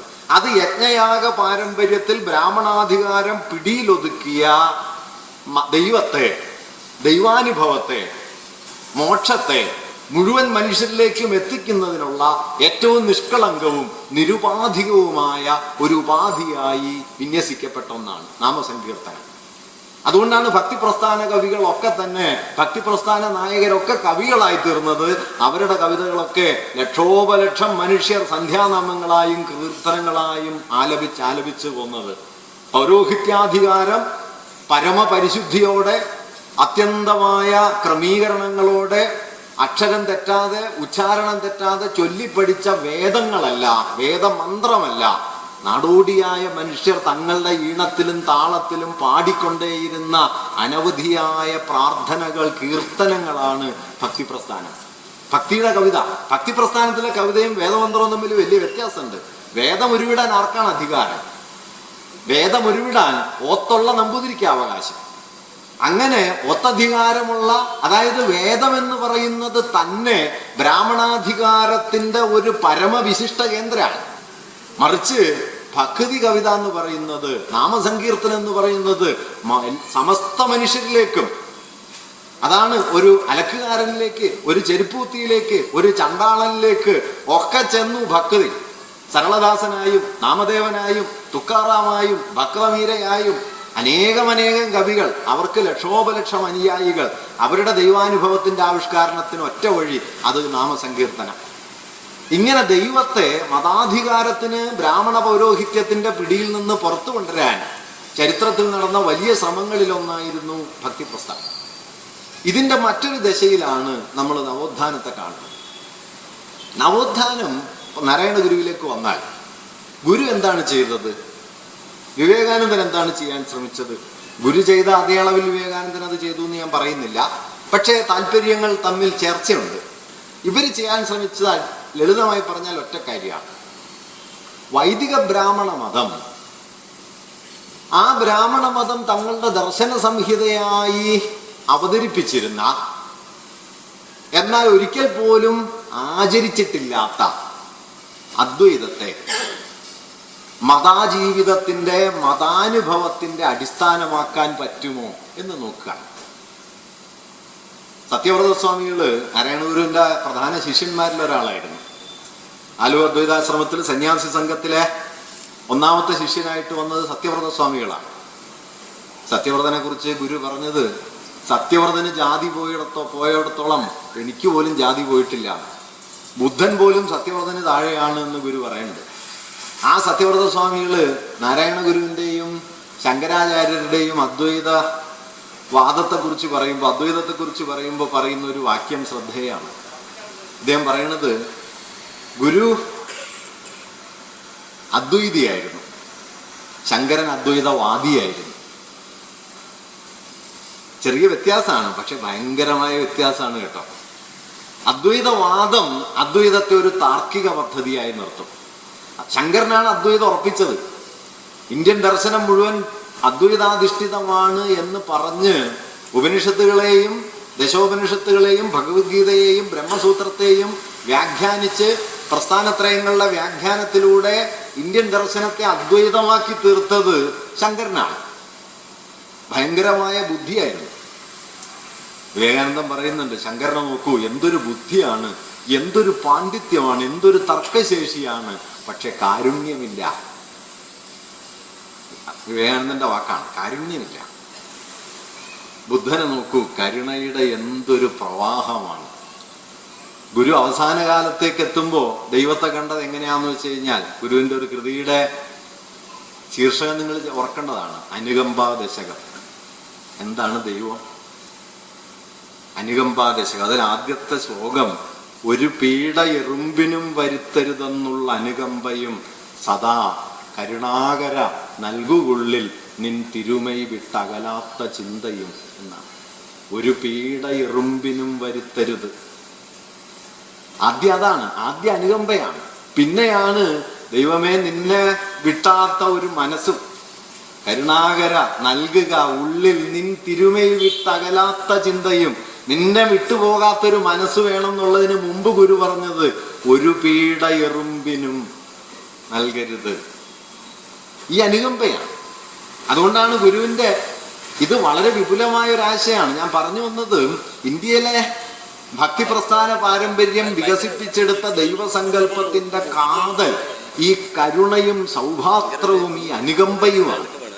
അല്ലാതെ ബലിഷ്ഠരായ അതിപ്രതാപികളായ നായകന്മാരൊന്നുമല്ല. നിങ്ങൾ ഭക്തിപ്രസ്ഥാനം മുതലുള്ള ആളുകളെ നോക്കൂ, അവരൊന്നും വലിയ ബലശാലികളല്ല. കബീർ, നാമദേവൻ, തുക്കാറാം, അവരൊന്നും മഹാബലിഷ്ഠരല്ല. അല്ലെങ്കിൽ പിന്നെ നോക്കുമ്പോൾ 19-ാം നൂറ്റാണ്ടിൽ നോക്കുമ്പോൾ പരമഹംസര്, രമണ മഹർഷി, നാരായണ ഗുരു, ഇവരൊന്നും ബലത്തിന്റെ നേതാക്കളല്ല. ഇവരൊന്നും ബലമുള്ളൊരു മതത്തെക്കുറിച്ചല്ല ഞാൻ പറഞ്ഞത്. ഹിന്ദുത്വം ഇന്ന് ഉണ്ടാക്കിയെടുക്കാൻ ശ്രമിക്കുന്ന മതമുണ്ടല്ലോ, ഈ മതം ഹിന്ദു മതത്തിന്റെ ഈ നൈതിക ധാരക്കെതിരാണ്. കാരണം ഈ നൈതിക ധാര ബലത്തിന്റെ മതമായിട്ടല്ല, അനുകമ്പയുടെ, സ്നേഹത്തിന്റെ, കാരുണ്യത്തിന്റെ, സൗഭാത്രത്തിന്റെ, ചേർത്ത് നിർത്തലിന്റെ. ഗുരു അതായിരുന്നു, ചേർത്ത് നിർത്തലാണ്. നടരാജഗുരു പറയുന്നൊരു കാര്യമുണ്ട്. ഗുരു സിലോണിലേക്ക് പോകുമ്പോൾ കപ്പലില് കാറ്റടിച്ച് കപ്പലിളകി, വല്ലാതെ കപ്പൽ ഒലഞ്ഞു. ആളുകളൊക്കെ പരിഭ്രമിച്ചു. കുറച്ച് കഴിഞ്ഞ് കടൽ ശാന്തായി കുറച്ച് കഴിഞ്ഞപ്പോൾ ആളുകൾ വന്ന് ഗുരുവിനോട് പറഞ്ഞു, കുറെ പേര് വന്ന് പറഞ്ഞു, ഞങ്ങൾ വല്ലാതെ ഭയപ്പെട്ടു എന്ന് പറഞ്ഞു. അപ്പൊ ഗുരു പറഞ്ഞു, നാമും ഭയപ്പെട്ടു. ഗുരു കപ്പലിലുണ്ട് സിലോണിലേക്ക് പോകുന്നത്. നാമും ഭയപ്പെട്ടു. മറ്റൊരു കൂട്ടർ വന്ന് ഗുരുവിനോട് പറഞ്ഞു, ഞങ്ങൾ ഒട്ടും പേടിച്ചില്ല. ഗുരു പറഞ്ഞു, നാമും ഭയപ്പെട്ടില്ല. അപ്പൊ നടരാജഗുരു ചോദിച്ചു, ഇതെന്തെങ്ങനെ മാറ്റി മാറ്റി പറയുന്നത്? അപ്പൊ ഗുരു പറയുന്നൊരു കാര്യം, അവരോട് ചേർന്ന് നിൽക്കലാണല്ലോ പ്രധാനം. അവരോട് ചേർന്ന് നിൽക്കലാണ്. കാറ്റടിച്ച് കപ്പലിളകുമ്പോ കപ്പൽ മുങ്ങിപ്പോകുന്ന ആളുകൾ പേടിക്കും. അതിൽ വലിയ അപരാധമൊന്നുമില്ല. അങ്ങനെ പേടിച്ച ആളുകളോട് അങ്ങനെ പേടിച്ചുകൂടാ. ജീവാത്മാവും പരമാത്മാവും ഒന്നാണെന്ന് പറയേണ്ട വല്ല കാര്യമുണ്ടോ? അവരോട് ചേർന്ന് നിൽക്കുക. പേടിക്കാത്തവരുണ്ട്, അവരോടും ചേർന്ന് നിൽക്കുക. പേടിച്ചതാണോ പേടിക്കാത്തതാണോ ശരി, മനുഷ്യപ്രകൃതത്തിൽ ഇതൊക്കെ ഉണ്ട്. ചേർന്ന് നിൽക്കലാണ് പ്രധാനം. അനുകമ്പയാണ്, ചേർന്ന് നിൽക്കലാണ്. ഈ ചേർന്ന് നിൽക്കലായിരുന്നു ഗുരു. ഇതൊന്നും ഹിന്ദുത്വത്തിന് മനസ്സിലാവില്ല. ഹിന്ദുത്വം ഈ ശക്തിയുടെ മതമായിട്ട്, ഈ കൈക്കരുത്തിന്റെയും ആയുധബലത്തിന്റെയും മതമായിട്ട് ഹിന്ദുത്വത്തെ മാറ്റാൻ ശ്രമിക്കുമ്പോൾ ഗുരു അതേ ആയിരുന്നില്ല. പരമഹംസർ അതായിരുന്നില്ല, രമണ മഹർഷി അതായിരുന്നില്ല, ഭക്തി പ്രസ്ഥാനം അതായിരുന്നില്ല. ഇന്ത്യയുടെ പാരമ്പര്യത്തിൽ ഇതില്ല. ബുദ്ധൻ ഇതല്ല. ഇത് ഹിന്ദുമതം എന്ന് വിളിക്കുന്ന ആചാര പാരമ്പര്യത്തിലോ പൂർവ്വ സന്ദർഭത്തിലോ അല്ല ഇതിന്റെ പേര്. ഇത് ഫാഷിസത്തിൽ നിന്ന് കണ്ടെത്തിയതാ. അത് ഞാൻ പിന്നാലെ പറയാം. അതുകൊണ്ട് ഗുരു ചെയ്യാൻ ശ്രമിച്ചത് എന്താണ്? വിവേകാനന്ദൻ അത് കൃത്യമായി പറയുന്നുണ്ട്. വിവേകാനന്ദൻ പറയുന്നുണ്ട്, നിങ്ങൾക്ക് വേദാന്തം വേണ്ടത്ര ഉണ്ട്, നിങ്ങൾക്ക് പ്രായോഗിക വേദാന്തം ഇല്ല. എന്താണ്? രണ്ടില്ല എന്ന് പറയുക, എല്ലാം ഒന്നാണെന്ന് പറയുക. രണ്ടില്ല എന്ന് പറയുക, 2000 തരമായിട്ട് ജീവിക്കുക. നിങ്ങൾ ജാതി കൊണ്ട് കിടക്കുന്നു. അദ്വൈത അനുഭവമായാൽ പിന്നെ ജാതി ഇല്ല. അദ്വൈതം ഉണ്ടെങ്കിൽ ജാതിയില്ല, ജാതി ഉണ്ടെങ്കിൽ അദ്വൈതം ഇല്ല. കാര്യം വളരെ ലളിതാണ്. കാരണം സമൂഹത്തെ, ലോകത്തിന്റെ ചരിത്രത്തിൽ തന്നെ മനുഷ്യ സമൂഹത്തെ വിഭജിക്കുന്നതിന് രൂപപ്പെട്ട ഏറ്റവും പൈശാചികമായ സംവിധാനത്തിന്റെ പേരാണല്ലോ ജാതി. അതിനേക്കാൾ കണിശവും കർക്കശവും പൈശാചികവുമായ ഒരു സാമൂഹ്യ വിഭജന യുക്തി ഇല്ല. അത് ഏറ്റവും കർക്കശമായി കണ്ട സ്ഥലമായതുകൊണ്ടാണ് ഇവിടെ വന്നപ്പോൾ അദ്ദേഹം ഇതൊരു ഭ്രാന്താലയാണെന്ന് പറഞ്ഞു. അപ്പോ അതുകൊണ്ട് അദ്വൈത അനുഭവം നിങ്ങൾക്കുണ്ടോ? അത് അദ്വൈതം ഒരു തർക്കബുദ്ധിയാണോ? ശങ്കരൻ അദ്വൈതം വ്യാഖ്യാനിച്ചുകൊണ്ടിരുന്നു. പക്ഷെ ബ്രഹ്മസൂത്രത്തിന് വ്യാഖ്യാനം എഴുതിയപ്പോ അപശൂദ്രാധികരണം വിശദീകരിച്ച അപശൂദ്രാധികരണം എന്ന് പറഞ്ഞു കഴിഞ്ഞാൽ ശൂദ്രന് അക്ഷരജ്ഞാനത്തിന് അർഹതയില്ല എന്ന് പറയുന്ന ഭാഗം, ശൂദ്രാക്ഷര സംയുക്തം ദൂരതപരിവർജയേൽ എന്ന് പറയുന്ന ഭാഗം, ഇത് വ്യാഖ്യാനിച്ച സമയത്ത് ശങ്കരൻ വലിയ അദ്വൈതവാദിയായിരുന്നെങ്കിലും ശങ്കരൻ അത് വേദപ്രമാണമാണ്, വേദം അതിനെ അനുവദിക്കുന്നുണ്ട് എന്ന് പറഞ്ഞ് ജാതിക്ക് വേണ്ടി വാദിക്കുക ചെയ്തത്. വിവേകാനന്ദൻ അതുകൊണ്ടാണ് പറഞ്ഞത്, നിങ്ങൾക്ക് അദ്വൈതമുണ്ട്, നിങ്ങൾക്ക് പക്ഷെ പ്രവൃത്തിയില്ല, അദ്വൈത അനുഭവമില്ല. അദ്വൈത അനുഭവം ബ്രാഹ്മണ മതത്തിൽ ഒരിക്കലും ഉണ്ടായിട്ടില്ല. ബ്രാഹ്മണ മതം ഒരു സ്ഥാപന സംവിധാനം എന്ന നിലക്ക് ഉപനിഷത്തുക്കളെ കുറിച്ചും അതിൽ അദ്വൈത ദർശനത്തെക്കുറിച്ചും ഏറിയും കുറഞ്ഞും അവരോടെ പറഞ്ഞു എന്നല്ലാതെ അദ്വൈതത്തെ മതാനുഭവത്തിന്റെ കാതലായി മാറ്റാൻ ഒരിക്കൽ പോലും ബ്രാഹ്മണ മതം ശ്രമിച്ചിട്ടില്ല. അതുകൊണ്ട് ജാതി ബ്രാഹ്മണ മതത്തിന്റെ പ്രശ്നമായിരുന്നില്ല. ഗുരുവിന്റെ താല്പര്യം, ഗുരുവിന്റെ മതം, അല്ലെങ്കിൽ ഗുരു ഉണ്ടാക്കിയെടുക്കാൻ ശ്രമിച്ച മതം, വിവേകാനന്ദൻ വലിയൊരളവോളം ഉണ്ടാക്കിയെടുക്കാൻ ശ്രമിച്ച മതം, ഗുരുവിന്റെ അളവിൽ ഞാൻ പറയുന്നില്ല. അത് ഈ അദ്വൈതം എന്ന് പറയുന്നതിനെ, രണ്ടില്ല എന്നതിനെ ഒരു തത്വമായിട്ടല്ല, ഒരു പ്രയോഗമായിട്ട്, ഒരനുഭവസ്ഥാനമായിട്ട്, രണ്ടില്ല എന്നതൊരു തത്വമായിട്ടല്ല പ്രയോഗമായി അനുഭവസ്ഥാനമായി ഏകമായി വരികയാണെങ്കിൽ, ആ ഏകമാണ് നിങ്ങളുടെ മതാനുഭവമെങ്കിൽ നിങ്ങൾക്ക് പിന്നെ എന്താണ് പുറത്തൊരു മതം? നിങ്ങൾക്ക് എങ്ങനെയാണ് പുറത്തൊരു മതം ഉണ്ടാവുക? ഒന്നല്ലേ ഉള്ളൂ. ഗാന്ധി അതാ പറഞ്ഞ, ഞാനൊരു ഹിന്ദു ആയതുകൊണ്ട് ഞാനൊരു മുസൽമാനുമാണ്, ഉത്തമനായ ഹിന്ദു ആയതുകൊണ്ട് ഞാനൊരു ഉത്തമനായ മുസൽമാനും ഉത്തമനായ സിഖും പാഴ്സിയും ആണ്. രണ്ടില്ല. ഗാന്ധിജി മതത്തിലാണ് അത് കണ്ടത്, ഗുരു ജാതിയിലും കണ്ടു. ഗാന്ധിയേക്കാൾ ആ കാര്യത്തിൽ സൂക്ഷ്മതയുള്ളത് ഗുരുവിനാണ്. കാരണം ജാതിയാണ് ഇവിടെ ഉള്ളത്. മതവും പക്ഷെ അദ്ദേഹത്തിന്റെ കാഴ്ചയിൽ ഒന്ന് തന്നെയാണ്. ഗുരുവിന്റെ മതദർശനം എന്താണ് എന്ന് കാണണമെങ്കിൽ, ഇപ്പൊ ഗുരു ഹിന്ദു മതത്തിൽപ്പെട്ട ആളാണോ? ഞാൻ അദ്ദേഹത്തിന്റെ തന്നെ 2-3 വിശദീകരണങ്ങൾ കഴിഞ്ഞതിന് ശേഷം കുറച്ചുകൂടി അദ്ദേഹത്തിന്റെ ആശയങ്ങളുടെ കാതലിലേക്ക് വരാം. 1916 ആലുവ അദ്വൈതാശ്രമത്തിൽ നിന്ന് ഗുരു ഒരു വിളംബരം പുറപ്പെടുവിച്ചു. 1916 ജൂൺ, കൊല്ലവർഷം 1091 ഇടവം. ഗുരു അതിൽ പറഞ്ഞു, നാം കഴിഞ്ഞ ഏതാനും സംവത്സരങ്ങളായി ജാതിയും മതവും വിട്ടിരിക്കുന്നു. വാസ്തവം ഇതാണെങ്കിലും ചില വർഗക്കാർ നമ്മെ അവരുടെ വർഗത്തിൽ പെടുന്നതായി പ്രചരിപ്പിച്ചു വരുന്നതായും അത് നിമിത്തം ധാരാളം തെറ്റിദ്ധാരണകൾക്ക് കാരണമായതായും നാം മനസ്സിലാക്കുന്നു. അതുകൊണ്ടാണ് ഈ വിളംബരം. അടുത്ത വാചകം, നാം ഏതെങ്കിലും ജാതിയിലോ മതത്തിലോ ഉൾപ്പെടുന്നില്ല. 1916, നാം ഏതെങ്കിലും ജാതിയിലോ മതത്തിലോ ഉൾപ്പെടുന്നില്ല.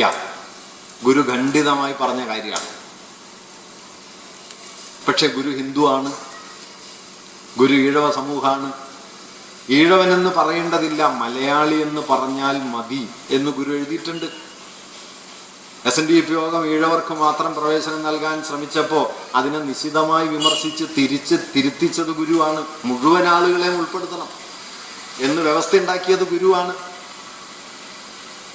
നാം ജാതിയിലോ മതത്തിലോ ഉൾപ്പെടുന്നില്ല എന്ന് അദ്ദേഹം ഈ വിളംബരത്തിൽ പറഞ്ഞു. CV കുഞ്ഞിരാമൻ ഗുരുവിന്റെ വലിയ ശിഷ്യന്മാരിൽ ഒരാളാണ്. ഞാൻ നേരത്തെ പറഞ്ഞ പോലെയാണ് കേട്ടോ അത്. ഗുരു എല്ലാവരെയും കൂടെ കൂട്ടി, താൻ പറഞ്ഞത് മാത്രം ആവർത്തിക്കണമെന്ന് ഗുരുവിന് ഒരു നിർബന്ധം ഉണ്ടായിട്ടില്ല. ഒരു ജാതി, ഒരു മതം, ഒരു ദൈവം, മനുഷ്യന് എന്ന് ഗുരു പറഞ്ഞു. അയ്യപ്പൻ മാഷ് വേറൊരു സാധനം ഉണ്ടാക്കി, ജാതി വേണ്ട, മതം വേണ്ട, ദൈവം വേണ്ട, മനുഷ്യന് വേണം ധർമ്മം, വേണം ധർമ്മം, വേണം ധർമ്മം മനുഷ്യന്. ഇങ്ങനൊരു സാധനം ഗുരുവിനെ കൊണ്ട് കാണിച്ചു. ഇത് മതിയോ?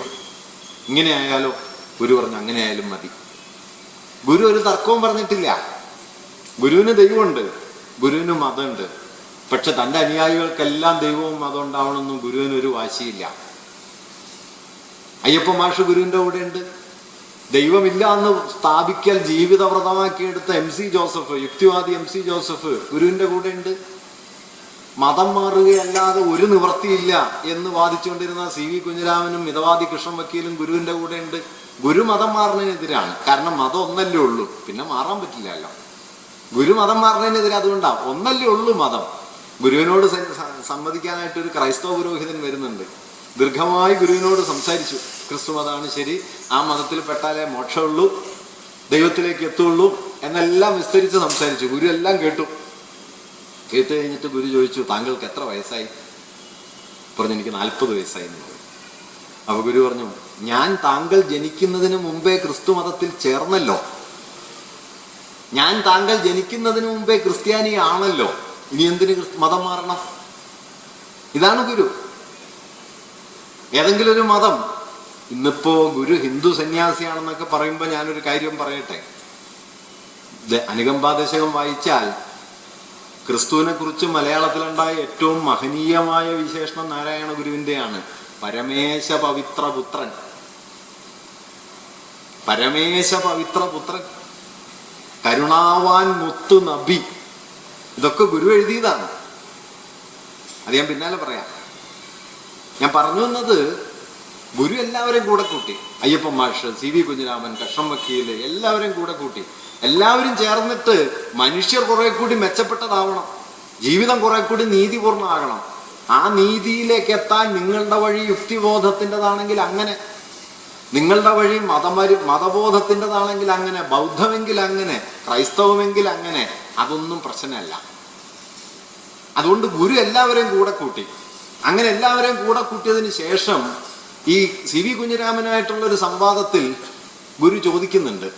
കുഞ്ഞിരാമൻ ഗുരുവിനോട് ചോദിക്കുന്നുണ്ട്, സ്വാമി പറഞ്ഞതൊക്കെ ശരി, ഒരു ജാതിയാണ് മനുഷ്യൻ എന്ന് പറഞ്ഞത് ശരിയാണ്, മനുഷ്യൻ ഒന്നാണെന്ന് പറയുന്നത് ശരിയാണ്, ദൈവം ഒന്നാണെന്ന് പറയുന്നത് ശരിയാണ്, പക്ഷെ മതങ്ങൾ എങ്ങനെ ഒന്നാവും? മതങ്ങൾ പലതല്ലേ, ആചാരം പലതല്ലേ, ദൈവവിശ്വാസം പലതല്ലേ, പിന്നെ ഇതെല്ലാം ഒന്നാണെന്ന് എങ്ങനെ പറയാൻ പറ്റും? ചരിത്രത്തിൽ അങ്ങനെ അല്ലല്ലോ. ഗുരുവിൻ്റെ നല്ല മറുപടിയാണ്. അവിടെ ഗുരു പറയുന്ന ഒരു വാക്യമുണ്ട് കേട്ടോ. ഗുരു ഹിന്ദു സന്യാസിയാണെന്ന് പറയുമ്പോൾ ആ പറയുന്നവർ ഓർക്കേണ്ട ഒരു വാക്യം ഞാൻ ഗുരുവിൻ്റെ പറയാം. അദ്ദേഹം പറയുന്നുണ്ട്, നിങ്ങൾ എന്തിനെയാണ് മതം എന്ന് വിളിക്കുന്നത്? എന്താണ് ഹിന്ദു മതം? അദ്ദേഹം പിന്നാലെ പറയുന്നു, ഹിന്ദു മതം എന്ന ഒന്നില്ലല്ലോ. ഇത് ഗുരുവിൻ്റെ വാക്യാണ്. ഹിന്ദു മതം എന്ന ഒന്നില്ലല്ലോ.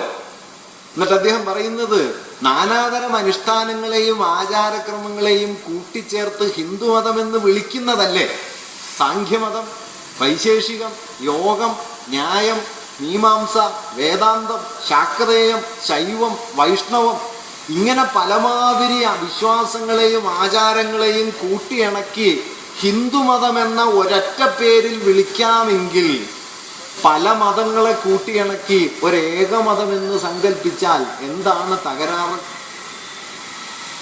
ഇതാണ് ഗുരു വളരെ ആഴത്തിൽ ചരിത്രപരമായ ഒരു ഉത്തരമാണ് പറഞ്ഞത്. ഹിന്ദുമതം എന്ന് നാം വിളിക്കുന്നത് സാഖ്യവും യോഗവും വൈശേഷികവും ശാക്തേയവും ശൈവ വൈഷ്ണവങ്ങളും ഒക്കെയായി ചെതറിക്കിടന്ന നാനാ വൈരുദ്ധ്യങ്ങൾക്കകത്ത് നിലനിന്ന വിശ്വാസ സംഹിതകളെ കൂട്ടിയിണക്കി 19-ാം നൂറ്റാണ്ടിന്റെ 2ാം പകുതിയിൽ വിളിച്ച പേരാണ് ഹിന്ദുമതം. ഇല്ല, ഗുരു വലിയ സോഷ്യൽ സയന്റിസ്റ്റ് ഒന്നും ആയിരുന്നില്ല. പക്ഷെ ഒരു സോഷ്യൽ സയന്റിസ്റ്റും ഈ കാര്യം പറയണതിന് മുമ്പ് ഗുരു പറഞ്ഞു കഴിഞ്ഞു, ഇതില്ലല്ലോ, ഇതൊരു കൂട്ടിവളക്കലല്ലേ. ഇങ്ങനെയുള്ളതിനെ കൂട്ടിവിളക്കി ഹിന്ദുമതമാക്കാമെങ്കിൽ ഹിന്ദുമതത്തെയും ക്രിസ്തുമതത്തെയും ഇസ്ലാമിനെയും ഒക്കെ കൂട്ടിയിണക്കി ഏകമതമെന്ന് സങ്കല്പിച്ചാൽ എന്താണ് തകരാറ്? അദ്വൈതാശ്രമത്തിലെ സർവമത സമ്മേളനത്തിന് സ്വാഗതം പറയുന്നത് സത്യവ്രത സ്വാമികളാണ്, ഗുരു അധ്യക്ഷൻ. സത്യവ്രത സ്വാമികൾ അവിടെ പറയുന്നുണ്ട്, ഗുരുവിന്റെ മതം ഏതാണ്, ഏകമതം എന്ന ആശയത്തെ വിശദീകരിച്ചുകൊണ്ട് അദ്ദേഹം നല്ലൊരു ഉദാഹരണം പറയുന്നുണ്ട്. അദ്ദേഹം പറയുന്നത്, നിങ്ങൾക്ക് ശരീരത്തിന് അസുഖം വരുമ്പോൾ അലോപ്പതി മരുന്ന് ക്രിസ്ത്യാനികൾ ഉണ്ടാക്കിയതാണ് എന്നതുകൊണ്ട് ഹിന്ദുക്കൾ ആ മരുന്ന് ഉപയോഗിക്കാതിരിക്കുന്നില്ലല്ലോ. വയസ്കര മൂസതാണ് കണ്ടെത്തിയത് എന്നതുകൊണ്ട് ആയുർവേദ വിധികൾ ക്രിസ്ത്യാനികൾ സ്വീകരിക്കാതിരിക്കുന്നില്ലല്ലോ. പിന്നെയും അഷ്ടാംഗ ഹൃദയം ബൗദ്ധകൃതിയായതുകൊണ്ട് ഏകാദശി നാളിൽ അത് വായിക്കുന്നതിന് മലയാള ബ്രാഹ്മണർ വിലക്ക് ഏർപ്പെടുത്തിയിട്ടുണ്ടെങ്കിലും ഏകാദശി നാളിൽ വലിവ് വന്നാൽ അഷ്ടാംഗ ഹൃദയം നിർദ്ദേശിക്കുന്ന ധന്വന്തരം ഗുളിക കഴിക്കാൻ മലയാള ബ്രാഹ്മണരും മടിക്കുന്നില്ലല്ലോ. തുടർന്ന് അദ്ദേഹം പറയും, ശരീരത്തിന്റെ രോഗങ്ങൾക്ക് മതഭേദം കൂടാതെ ചികിത്സയാകാമെങ്കിൽ മനസ്സിന്റെയും ആത്മാവിന്റെയും രോഗങ്ങൾക്ക് മതഭേദമില്ലാത്ത ചികിത്സയായാൽ എന്താണ് തകരാറ്?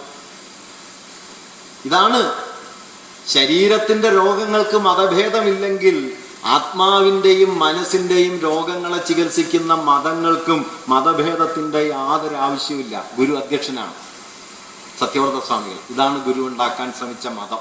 അത് വിജയിച്ചൊന്നുമില്ല. പക്ഷെ ഞാൻ പറയുന്നത്, ഇന്ന് ഗുരു ഹിന്ദു സന്യാസിയാണെന്ന് പറയുന്നത് ഗുരുവിനോട് ചെയ്യാവുന്ന പരമാവധി നിന്ദയാണ്. കാരണം ഗുരു അതല്ലാതാകാനാണ് ശ്രമിച്ചത്. ഏതെങ്കിലും ഒരു മതത്തിന്റെ അതിർത്തിക്കകത്ത് താൻ സ്വയം തളഞ്ഞു നിൽക്കാൻ ഗുരു ആഗ്രഹിച്ചിട്ടേ ഇല്ല. ഇതിനെ മറികടക്കാനാണ് ഗുരു ശ്രമിച്ചത്. അതുകൊണ്ടാണ് അദ്ദേഹത്തിന്റെ മതദർശനം എന്താണ്? ഞാൻ ഇനി കുറച്ച് മതത്തിന് പുറത്തല്ല, ഗുരുവിന് പുറത്തു നിന്നല്ല, ഗുരു തൻ്റെ മതദർശനം വിശദീകരിച്ചതിലെ വളരെ മൗലികമായ ചില ആശയങ്ങൾ അദ്ദേഹത്തിൻ്റെ ആത്മോപദേശ ശതകത്തിൽ നമുക്ക് കാണാം. അതിലേക്കൊന്ന് കടന്ന് ചെന്നിട്ട് പറയാം. അതിനു മുമ്പ് ഒരു കാര്യം കൂടി പറയാം. ഗുരുവിൻ്റെ ദൈവസങ്കല്പത്തിലേക്ക് നോക്കിയാൽ, ഇപ്പൊ നമ്മൾ ദൈവദശകം 1914 അദ്വൈതാശ്രമത്തിലെ കുഞ്ഞുങ്ങൾക്ക് പ്രാർത്ഥിക്കാൻ വേണ്ടി ഉണ്ടാക്കിയ കവിതയാണ് ദൈവദശകം. ആ ദൈവദശകത്തിലേക്ക് നോക്കിയാൽ ഞാൻ നേരത്തെ പറഞ്ഞ മുഴുവൻ ആളുകളോടും ചേർന്ന് നിൽക്കുന്ന ഒരു ഗുരുവിനെ കാണാം. മലയാളത്തിൽ എഴുതപ്പെട്ട ആദ്യത്തെ മതനിരപേക്ഷമായ പ്രാർത്ഥനയാണ് ദൈവദശകം. അതിലൊരു മതമില്ല, അതിലെ ദൈവത്തിന് മതമില്ല. അതിലെ ദൈവം ഗുരുവിൻ്റെ മാത്രം ദൈവവും അല്ല. അതാണ് അതിൻ്റെ ഏറ്റവും മൗലികമായ സവിശേഷത. ഗുരു ദൈവത്തെക്കുറിച്ച് എഴുതി, പക്ഷെ തൻ്റെ ദൈവത്തെക്കുറിച്ച് മാത്രമല്ല പറഞ്ഞത്. ഗുരുവിൻ്റെ ദൈവത്തിൽ എല്ലാവരും ഉണ്ട്. ദൈവദശകം തുടങ്ങുന്നത് തന്നെ അതിൻ്റെ ആദ്യത്തെ ശ്ലോകം ദ്വൈതഭാവനയിലാണ്. ദൈവമേ കാത്തുകൊള്ളുക അങ്ങ് കൈവിടാതിങ്ങ് ഞങ്ങളെ, നാവികണ്ണീ ഭവാബ്ധിക്കൊരാവി വൻതോണി നിൻ പദം. ദൈവമേ കാത്തുകൊള്ളുക അങ്ങ് കൈവിടാതിങ്ങ് ഞങ്ങളെ. ഞാനും നീ എന്നുള്ള ഭേദമുണ്ട്. ഗുരു അദ്വൈതിയാണ്, രണ്ടില്ല, ഒന്നേ ഉള്ളൂ. ഒരു ദൈവം, ഒരു ജാതി, ഒരു മതം. ആ ശ്ലോകത്തിൽ 3 വട്ടം ആവർത്തിക്കുന്ന, ആ വാക്യത്തിൽ 3 വട്ടം ആവർത്തിക്കുന്ന പദം ഒരു എന്നതാണ്. ഒരു ജാതി, ഒരു മതം, ഒരു ദൈവം, ഏകം. പക്ഷേ ദൈവദശകം തുടങ്ങുമ്പോൾ രണ്ടാണ്. അങ്ങ് വേറെയാണ്, ഞാനിപ്പറാണ്. കാരണം അദ്വൈതം എന്ന ദൈവഭാവന നിലനിൽക്കുമ്പോഴും ലോകത്തെ കൊടാനുകോടി മനുഷ്യരിൽ മഹാഭൂരിപക്ഷത്തിൻ്റെയും ദൈവസങ്കല്പം അദ്വൈതാത്മകല്ല, തങ്ങളെ സംരക്ഷിക്കുന്ന, തങ്ങളെ കാക്കുന്ന ദൈവം. അതുകൊണ്ട് ദൈവമേ കാത്തുകൊള്ളുക അങ്ങ് കൈവിടാതിങ്ങ് ഞങ്ങളെ. 3-ാമത്തെ ശ്ലോകത്തിൽ ഗുരു അഭിസംബോധന ചെയ്യുന്നത് ക്രിസ്തുവിനെയാണ്, ക്രിസ്തു മതത്തിലെ ദൈവത്തെയാണ്. അന്നവസ്ത്രാദി തന്ന് കാത്തുരക്ഷിച്ച് ഞങ്ങളെ ധന്യരാക്കുന്ന നീ ഒന്ന് തന്നെ ഞങ്ങൾക്ക് തമ്പുരാൻ. അപ്പവും വസ്ത്രവും നൽകുന്ന ദൈവം ക്രൈസ്തവ ദൈവമാണ്. ഗുരു അതിനെ എടുക്കുന്നുണ്ട്. കുറച്ച് കഴിയുമ്പോൾ ബൗദ്ധ ദൈവത്തെ കാണാം. ജയിക്കുക മഹാദേവ ദീനാവന പരായണ, ജയിക്കുക ദയാസിന്ധോ എന്ന് പറയും. ദയാസിന്ധു, ദീനാവന പരായണൻ ബുദ്ധനാണ്. ഇതെല്ലാം കഴിച്ചിട്ടാണ് അവസാനം എത്തുമ്പോഴാണ് തൻ്റെ ദൈവത്തെ, 10-ാമത്തെ ശ്ലോകത്തിൽ തൻ്റെ ദൈവത്തെ കൂടി പറയും. ആഴമേറും നിൻ മഹസാം ആഴിയിൽ ഞങ്ങളാകവേ, ആഴണം വാഴണം നിത്യം, വാഴണം വാഴണം സുഖം. ഞാനും നീയും ഭേറില്ല. ആഴമേറും നിൻ മഹസാം ആഴിയിൽ ഞങ്ങളാകവേ, ആഴണം വാഴണം നിത്യം, വാഴണം വാഴണം സുഖം. ഞാൻ പറഞ്ഞു വന്നത്, തൻ്റെ ഒരു സവിശേഷമായ ദൈവസങ്കല്പത്തെ പറഞ്ഞുറപ്പിച്ച് അതല്ലാത്തതെല്ലാം തെറ്റാണെന്ന് വാദിക്കുന്ന 19-ാം നൂറ്റാണ്ടിൻ്റെ ഒടുവിലും 20-ാം നൂറ്റാണ്ടിൻ്റെ ആരംഭത്തിലുമൊക്കെ ഇന്ത്യയിൽ അരങ്ങേറിക്കൊണ്ടിരുന്ന മതവിചാരത്തിൻ്റെ രീതി ഗുരുവിൽ കാണാനേയില്ല. എന്തായിരുന്നു നമ്മുടെ 19-ാം നൂറ്റാണ്ട് അവസാനം 20-ാം നൂറ്റാണ്ടിൻ്റെ തുടക്കത്തിലുമൊക്കെ മതവിചാരത്തിൻ്റെ അടിസ്ഥാന സ്വഭാവം എന്താണ്? പരമത ഖണ്ഡനമാണ്. മറ്റുള്ളവരുടെ മതവാദങ്ങൾ തെറ്റാണ് എന്ന് സമർത്ഥിച്ച് സ്വന്തം വാദം ശരിയാണെന്ന് പറഞ്ഞുറപ്പിക്കലാണ്. ക്രിസ്തു മതഖണ്ഡനം എന്ന പുസ്തകമാണ് ചട്ടമ്പി സ്വാമി എഴുതിയത്. മക്തി തങ്ങൾ എഴുതിയത് കഠോര കുഠാരം, ക്രിസ്തുമതത്തിന് എതിരെഴുതിയ പുസ്തകമാണ്. പരമത ഖണ്ഡനാണ്, സ്വമത സമർത്ഥനവും. ഗുരു ഒരു വാക്ക് പോലും അങ്ങനെ പറഞ്ഞിട്ടില്ല. ഗുരു ഒരിക്കൽ പോലും മറ്റേതെങ്കിലും മതത്തിന്റെ തത്വം തെറ്റാണെന്ന് ഒരിക്കൽ പോലും പറഞ്ഞിട്ടില്ല. ഗാന്ധിജി ഗുരുവിനോട് ചോദിക്കുന്നുണ്ട് വൈക്കം സത്യാഗ്രഹത്തിന്റെ സമയത്ത്, ഹിന്ദുമതം മോക്ഷത്തിന് പര്യാപ്തമാണെന്ന് അങ്ങ് കരുതുന്നില്ലേ? ഗുരു പറഞ്ഞ ഉത്തരം, എല്ലാ മതങ്ങളിലും മോക്ഷമാർഗങ്ങൾ ഉണ്ടല്ലോ. ഇതാണ് ഗുരുവിന്റെ ഉത്തരം, ചെറിയ ചോദ്യോത്തരമല്ല. ഹിന്ദുമതം മോക്ഷത്തിന് പര്യാപ്തമാണോ? എല്ലാ മതവും മോക്ഷത്തിന് പര്യാപ്തമാണ്. ഗാന്ധി പിന്നെയും ചോദിച്ചു, മറ്റു മതങ്ങളുടെ കാര്യം ഇരിക്കട്ടെ, ഹിന്ദു മതത്തെ കുറിച്ചാണ് നാം ചോദിച്ചത്. അപ്പൊ പിന്നെ ഗുരു വേട്ട കാര്യം പറയുന്നുണ്ട്. അതിന്റെ ഇന്നത്തെ നില വെച്ച് നോക്കിയാൽ അങ്ങ് പല ജന്മങ്ങൾ ഇനിയും ജനിക്കേണ്ടി വരും. കാരണം ഹിന്ദുമതം എന്നൊരു മതം കൊണ്ട് ഈ രാജ്യത്തെ ദളിതർക്കും കീഴ്ജാതിക്കാർക്കും മോക്ഷം കിട്ടണമെങ്കിൽ എത്ര ഗാന്ധി വേണം? എത്ര ഗാന്ധി വന്നാ തീരും? ദളിതൻ അമ്പലത്തിൽ കയറിയതിന് തല്ലിക്കൊന്നത് ഈ കൊല്ലമാണല്ലോ, 1 മാസമായിട്ടുള്ളൂ. ദളിതൻ അമ്പലത്തിൽ കയറിയിട്ട് തല്ലിക്കൊല്ലുന്നു. വിശാല ഹിന്ദു എന്നാ പറയുന്നത്. ഞാൻ കൗതുകത്തിന് വെറുതെ പറയട്ടെ, വിശാല ഹിന്ദു സമ്മേളനം എന്ന് പറഞ്ഞ് കേരളത്തിന് പുറത്ത് എവിടെയെങ്കിലും ഒരു സമ്മേളനം സംഘപരിവാരത്തിന് നടത്താൻ പറ്റുമോ? ബ്രാഹ്മണനും നായാടിയും കൂടി ഇരിക്കുന്ന ഒരു വേദി കേരളത്തിന് പുറത്ത് എവിടെയെങ്കിലും വിശാല ഹിന്ദുവിന് ഉണ്ടാക്കാൻ പറ്റുമോ? വെറുതെ ബെടായി പറയാന്ന് മാത്രം.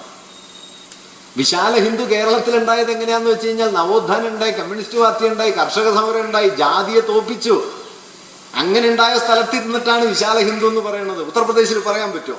ബീഹാറിൽ പറയാൻ പറ്റുമോ? തമിഴ്നാട്ടിൽ പറയാൻ പറ്റുമോ?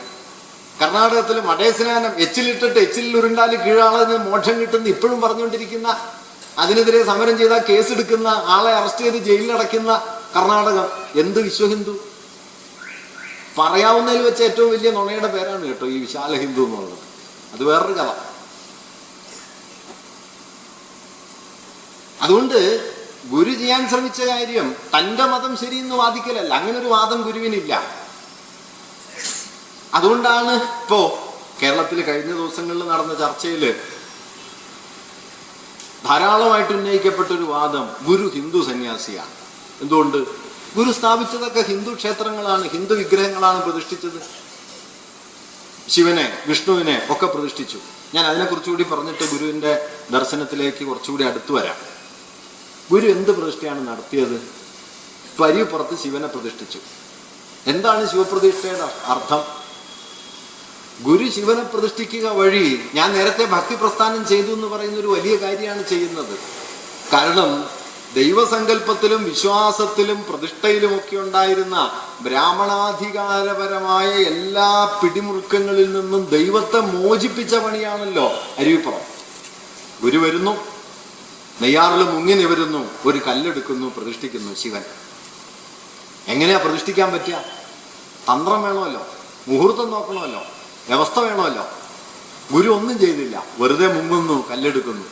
ഗുരു ഉടനീളം പ്രതിഷ്ഠിച്ചത്, ഗുരുവിന്റെ വിഗ്രഹ പ്രതിഷ്ഠയിൽ മൗലികമായുള്ളൊരു കാര്യം, ദൈവത്തെ ബ്രാഹ്മണ